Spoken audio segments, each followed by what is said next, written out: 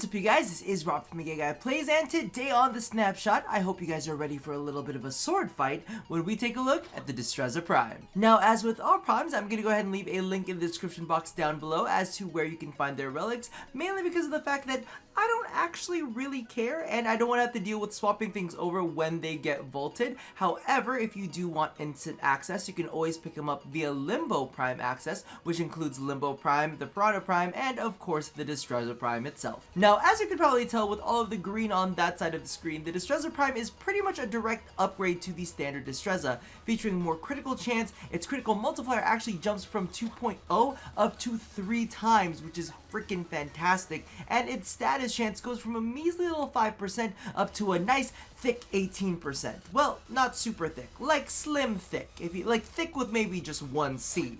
Its base damage has also gotten a little bump, which is definitely nice because it went up from 75.1.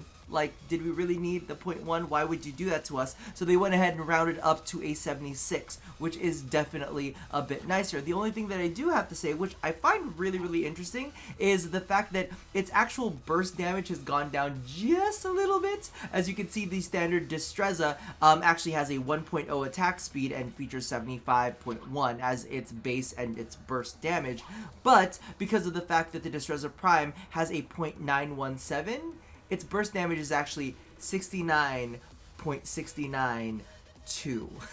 Which I was like, DE, are you sending me secret messages? Regardless, even though its base damage did go down, its actual damage output, because of its boosted supplemental stats and critical multiplier, is actually about 50 to 60% more per shot. Now, that sounds absolutely fantastic. However, if you are a min-maxer, there is going to be a little side note that the Destreza Prime isn't quite as good as some of the better ZA rapiers out there. So this one, if you're just about min-maxing, then this is probably not going to be your go-to. As DE would like to say, take mastery fodder to the next level with this primed rapier.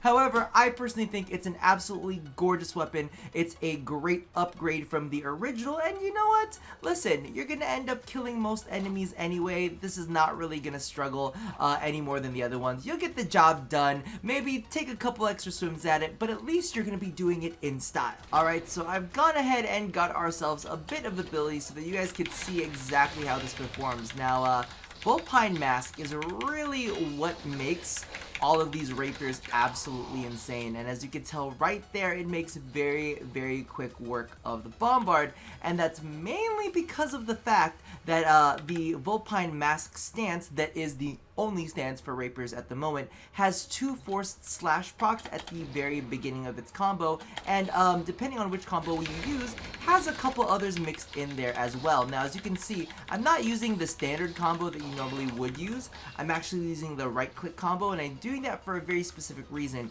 mainly because if I use the standard combo, we'll pretty much kill this guy outright, because it does have a finisher attack locked into it, as you can see right about here. Oh, there you go.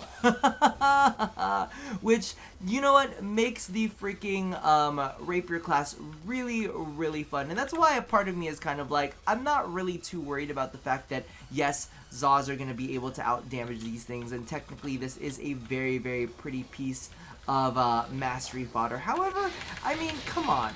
It's kind of like the Destreza is very similar, at least to me, very similar to the, what is it called? The Galatine Prime. Now, of course, the Galatine Prime is an insane powerhouse, and I'm not saying that Destreza isn't a powerhouse, but you know, it's kind of like nostalgic. When we got our first rapiers, I was like, oh my god, it's absolutely gorgeous, I must have a Prime variant, and finally we have a Prime variant. So it's nice to have something to kind of like be excited for, and still be useful. And while yes, it's not going to beat out the Zaws, it is going to be hands down prettier than the Zaws. Trust me, I own them. And some of them are just not all of that cute. But this does have that nostalgia factor. It has that gorgeous primeness. And of course, you know, you get the amazing moveset that is Vulpine Mask, right? That pretty much can kill enemies straight out of the gate. To be honest with you, there's really not much more to say about this, except for the fact that one of the things that I do like with the Destreza is the different kind of builds that you can put on it. Of course, this is also true for any of the Zaw Rapiers, because you can kind of customize those Zaw Rapiers to what you want them to be.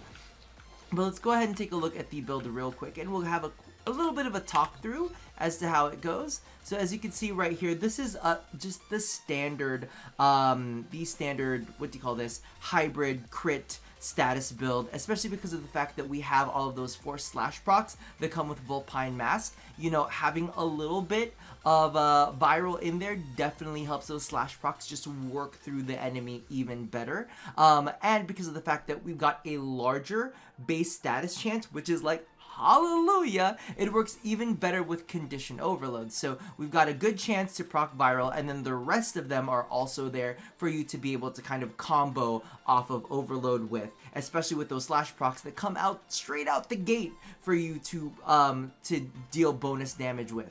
There are a couple other variants, but this is pretty much what I stick to, mainly because of the fact that I do have a pretty slick ribbon for it, which is attack speed and melee damage, but I wanted to go ahead and use the virgin version for you guys. But I know a couple people who really like taking the elemental combos out, period, and putting in something like Relentless Combination. I played around with this myself before, and I kind of liked it. I didn't really, like, it did the job, but I still kind of prefer, you know, having a little bit of viral in there to cut it in half. So you basically toss Relentless Combination in and let that build up your combo counter for you. You can also toss a Weeping Wounds in there as well if you'd like.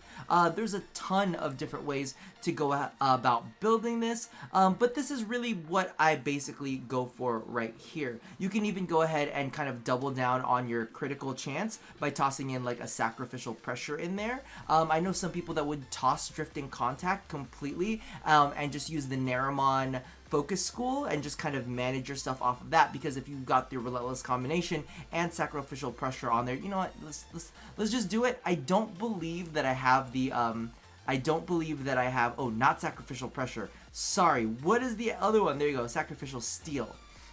They'll actually go ahead and double down on their crits. With this, you can actually go ahead and start getting red crits very, very, very quickly. But let's just do this. We won't show we'll show Relentless Combination in a second, but basically this thing will allow you to get to red crits very, very quickly. Just let me make sure that I don't do finisher moves, because you can see like straight out of the gate I'm already at orange. And it's absolutely nuts. Pair that with Relentless Combination and it gets even scarier. So we could do something like Relentless Combination and Weeping Wounds to really kind of push this even further. Where are you? Relentless Combination, or I mean, we could even get nastier with it because of the fact that this thing has a such a high. Oh no, do I not have space? I don't have space. Wait. Shiza.